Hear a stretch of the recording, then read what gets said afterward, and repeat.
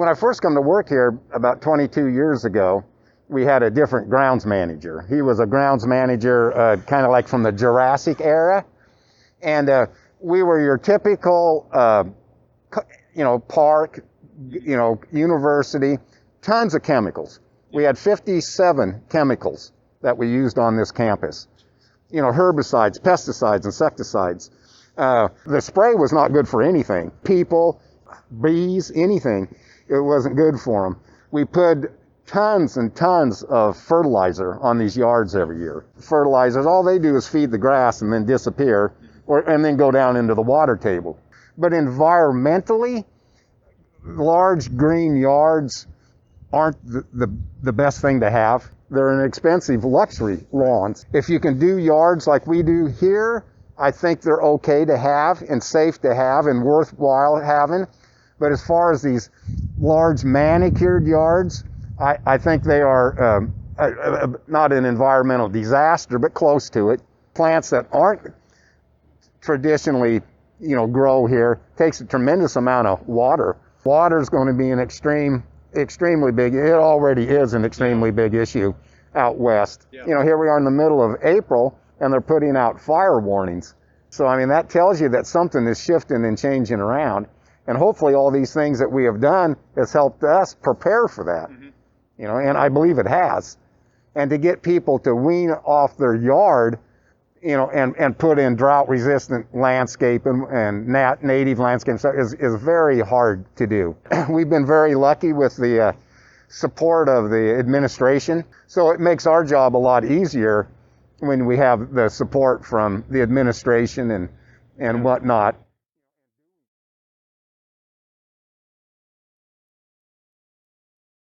We went cold turkey on chemicals and pesticides. We do not use any pesticides of any sort on campus. We don't use any type of fertilizer on campus. We have organic materials that we use, but that's it. Nothing artificial, so to speak. So we started that 10 or 12 years ago. We had a guy from Oregon Organics come in, and he checked all our yards and measured like the pH levels. Took about 20 different samples throughout campus. And he brought in a bunch of organic fertilizer things to build the soil up.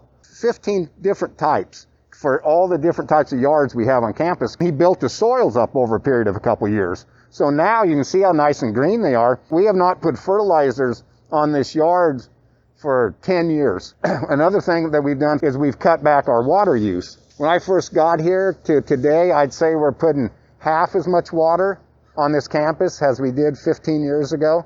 We just found out that, like most people, you're just wasting it. And we put in drip irrigation that helps, monitoring the water applications much more than we used to.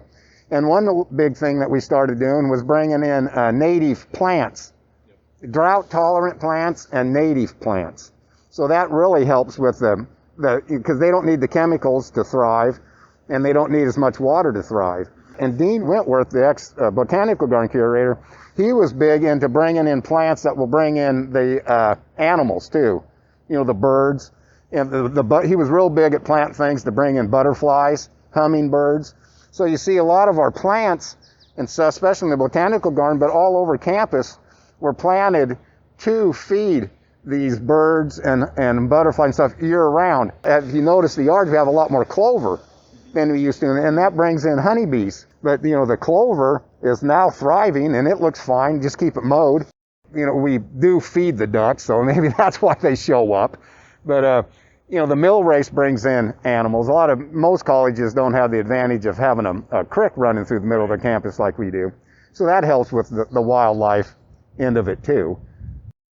Most of our beds have recycled tree chips. And we have several tree companies around the area here bring us their chips and give them to us. I bet we have spread the last 10 years, I bet we have spread the equivalent of 1,500 to 2,000 large pickup truckloads of chips on campus. And we have more than that stored across the street over here. And not only do we use those chips, we give them to people in the community. Whoever, they don't necessarily even have to be a member of the Willamette community. they will let them take chips to their house. And what the chips do, it keeps the weeds down, so we don't have to use chemicals to keep the weeds down. The chips keep the weeds down, and they also hold the water in. And they don't cost anything. It's all recycled, and they bring them to us. And it's a good service for them because they're always looking for places to get rid of their chips. In the old days, we used Barkdust, which is not good for the soil and costs a lot of money. We have not brought Barkdust other than a spot or two on campus. For 10 years, we've not paid any money for Barkdust. You know, another thing that we did about 7, 8 years ago, Oregon Tilth, I'm not sure if you're familiar with them. They are the organizations that certify organic food growers. What they did, they started organically certifying landscapers. And what it does is basically Oregon Tilth certifies you organic, just like they would if you were a food grower. So that coincided with us. We had already given up our chemicals. So at one time, I believe we were the only university in the state that was Oregon Tilth certified for organic sustainability. But, you know, we've kind of proven that you can do it cost effective. I remember when we first started doing this, any of the organic stuff that we'd buy was hard to get and very expensive, but there's a niche, there's a market for it now. We can buy the stuff now for a third what we did just 10, 12 years ago. But we have found that we use very little of that. And the money that we've saved on the chemicals and Barkdust and whatnot, you know, we can hire students to work, you know, and they'll come out and, you know, we'd rather pay the students pull the weeds than paying Monsanto for the Roundup. During the school year, we might have 6 or 8. They don't work very much during the school year, just a couple hours here, a couple hours there. And then during the summer, we'll have a half a dozen full-time workers.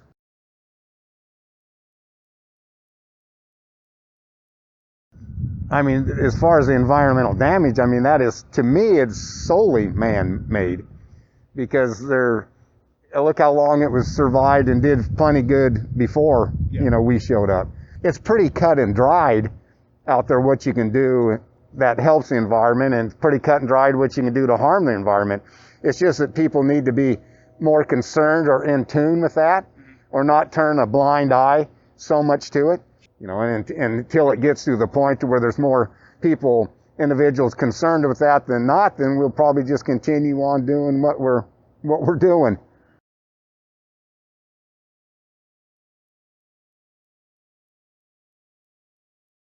So, you know, we're doing our part in that. And, you know, by planting the drought-tolerant plants and whatnot, you know, we're doing that, you know, they will be able to take the climate change.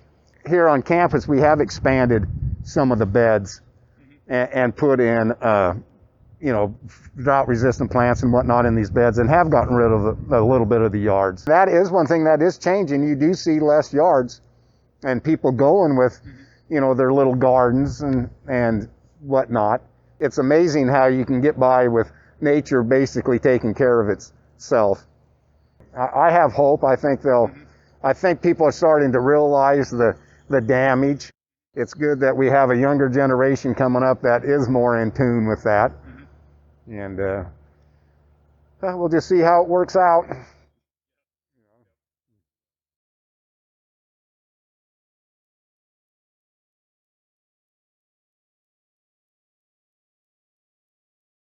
Well, so every rock that you see on campus here has only been here 10 or 12 years. And they make great landscape beds. People love them, give a place to sit down. They don't take any water, fertilizer. I mean, it's a rock.